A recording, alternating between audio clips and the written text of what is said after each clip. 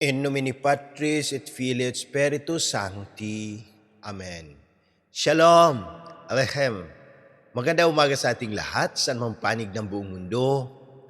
Mga nakikinig at nanonood ngayon, atin naman pakinggan ang mabuting balita ng Panginoon ayon kay San Juan. Glory to you, Lord Jesus Christ. Noong panahong iyon, sinabi ni Jesus sa mga Pariseo, "Ako'y yayaon, hahanapin ninyo ako, ngunit mamamatay kayo sa inyong mga kasalanan. Hindi kayo makapupunta sa paruroonan ko." Sinabi ng mga Hudiyo, magpapakamatay kaya siya? Kaya niya sinasabing, hindi kayo makapupunta sa paruroonan ko. Sumagot si Jesus, "Kayo'y taga-ibaba, ako'y taga-itaas. Kayo'y taga-sanlibutang ito, ako'y hindi. Kaya sinabi ko sa inyo na mamamatay kayo sa inyong mga kasalanan. Mamamatay nga kayo sa inyong mga kasalanan kung hindi kayo maniniwalang ako'y si ako nga." "Sino ka ba?" tanong nila. Sumagot si Jesus, "Ako'y yayaong sinabi ko na sa inyo mula pa noong una. Marami akong masasabi at maihahatol laban sa inyo. Ngunit totoo ang sinasabi ng nagsugo sa akin at ang naririnig ko sa kanya ang ipinapahayag ko sa sanlibutan. Hindi nila maunawaan na siya'y nagsasalita tungkol sa Ama. Kaya't sinabi ni Jesus, kapag naitaas na ninyo ang anak ng tao, malalaman ninyong ako'y si ako nga.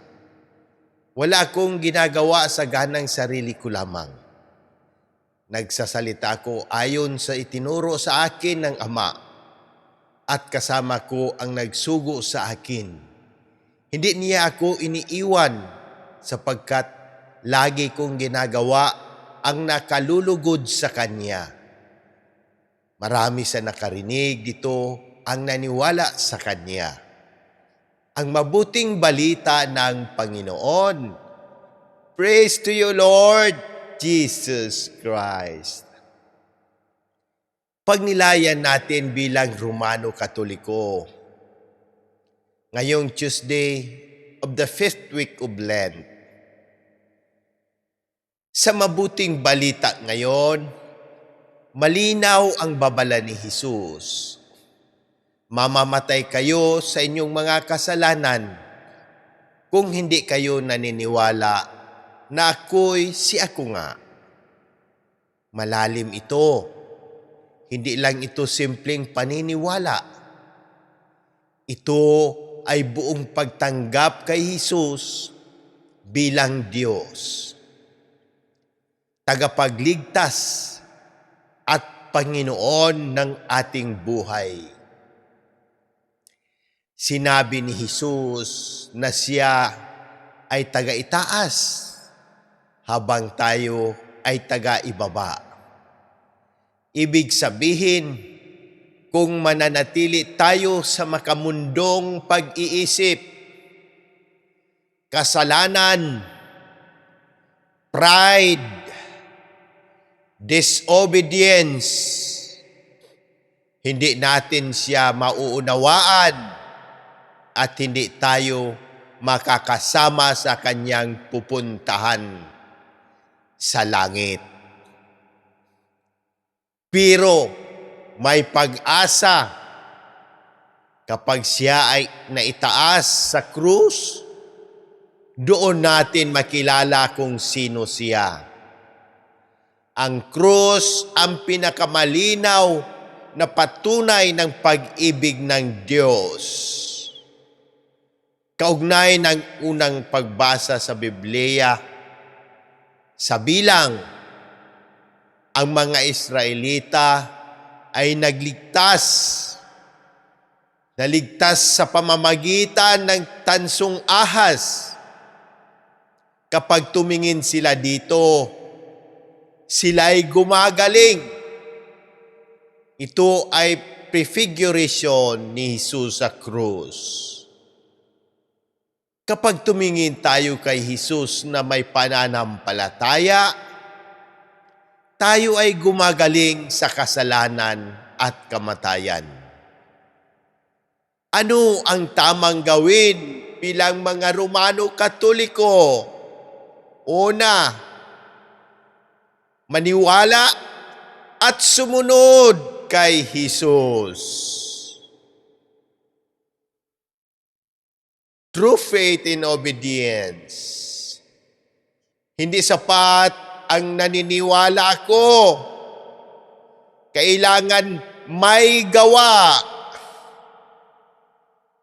Halimbawa, regular na kumpisal, pagsisimba kahit busy, pag-iwas sa mortal sin kahit mahirap. Pangalawa, iangat ang isip mula sa taga-ibaba patungo sa taga-itaas. Halimbawa, piliin ang tama kaysa madali, magpatawad kahit nasaktan, maglingkod kahit walang kapalit. Pangatlo, tumingin kay Jesus sa krus sa oras ng paghihirap. Kapag may sakit, magtiwala sa Diyos. Kapag may problema, huwag mawalan ng pag-asa. Kapag natutukso, alalahanin ang sakripisyo ni Jesus. Ang mga patutuo ng ating mga church fathers, si St. Augustine, if you believe what you like in the gospel and reject what you don't like, it is not the gospel you believe, but yourself. Paalala, hindi selective ang pananampalataya.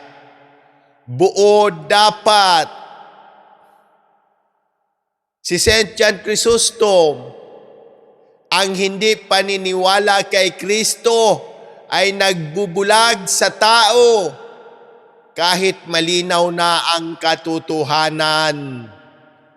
Kaya maraming nakarinig kay Jesus pero hindi naniniwala. Si St. Cyril of Alexandria, si Jesus ay tunay na Diyos, I am. Kaya ang hindi pagtanggap sa Kanya ay paghihiwalay sa kaligtasan. Manalangin tayo. Ama naming makapangyarihan, lumalapit kami sa iyo sa pamamagitan ni Jesus, na iyong anak, na itinaas sa krus para sa aming kaligtasan. Panginoon, hinihiling namin ang kagalingan para sa lahat ng may sakit, physical, emosyonal at spiritual. Lalo na kina Monsignor Ismael, Padre Arnel, Padre Ayan, Padre Lorenzo Butz, Padre Cesar, Padre Boy, Raul, Jonah, Adela, Fatima, Raymond Lawrence, Faith, Rino, Rochelle, Irene, at buong pamilya namin, sa lahat ng nakabasa, nakikinig at nanonood dito na may karamdaman, ipagkaloob mo ang agarang pagaling ayon sa iyong banal na kalooban. Gabayan mo ang aming Santo Papa Leo XIV, mga obispo, kaparian, lalo na ang aming kuraparoko, diocesan administrador, Monsignor Claro Caluya, Sister Sara, Jerry, Erlinda, at ang buong simbahan. Pagpalain mo rin ang gobyerno ng Pilipinas upang mamuno ng may katarungan at takot sa Diyos. Para sa mga pumanaw, si Papa Francisco, Monsignor Hermas, Pimpe, Ferdinand, Pasita, Dante, Edwin, Obispo Jose, Padre Joseph, Jerry, Padre Raymond, Janet, at lahat ng aming idinadasal, tanggapin mo sila sa iyong kaharian. Iligtas mo kami sa lahat ng unos, kalamidad, at patatagin ang aming pananampalataya. Ito ang aming dalangin sa pamamagitan ni Jesus, kasama ng Espiritu Santo, sa pamamagitan ng mahal na Birheng Maria. Amen. Ang hamon ng espiritual ngayon ay tanungin ang ating sarili. Naniniwala ba ako kay Jesus? Hindi lang sa salita, kundi sa gawa? Magdasal tayo ng taimtim, humingi ng tawad sa kasalanan, gumawa ng isang konkretong kabutihan. In nomine Patris et Filii et Spiritus Sancti. Amen. God bless!